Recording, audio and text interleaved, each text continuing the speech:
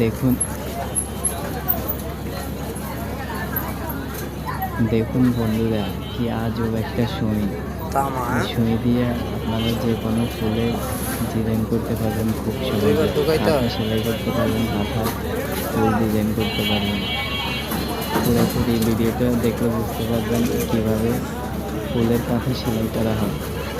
ভিডিওটি সম্পূর্ণ মাথায় ধরবেন না, মাথা ধরলে সিলি হবে না, সেটা পুরোটা ডাবাবে, মাঝখানে ধরবেন। এই হালকা করে বাসটা ছোট্ট কাপড় সমান উঠবে, আবার পুরোটা ডাববে, উঠবে অল্প, ডাবে পুরোটা। এই যে শুয়ের মাপ দেওয়া, সম্পূর্ণ সুইটা আপবে, আর এই কাপড় সমান সুইটা উঠবে। কতটুকু উঠেছে আঁকাটা এটা খেয়াল করবেন, এর বেশি উঠান যাবে না, আবার পুরোটা ডাববে।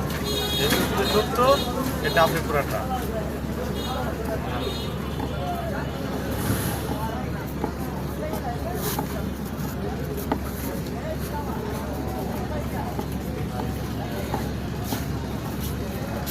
যাইবেন আইবেন ঘরটা হয়ে যাবে, কোনো গিফট নাই, কোনো প্যাস নাই, কোনো ধরা নাই।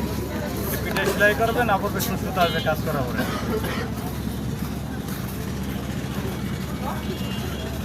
সুতরাং ধরে আবার টান দিবেন, টানলে খিস হয়ে যাবে, পিছনে এরকম টাইট হবে। বাচ্চার সুতরে হালকা করে মাথাটা মোটা সুতো ব্যবহার করে দেবো। হ্যাঁ, মোটা সুতো ঢুকাতে দেবো, মোটা দেওয়া যাবে না।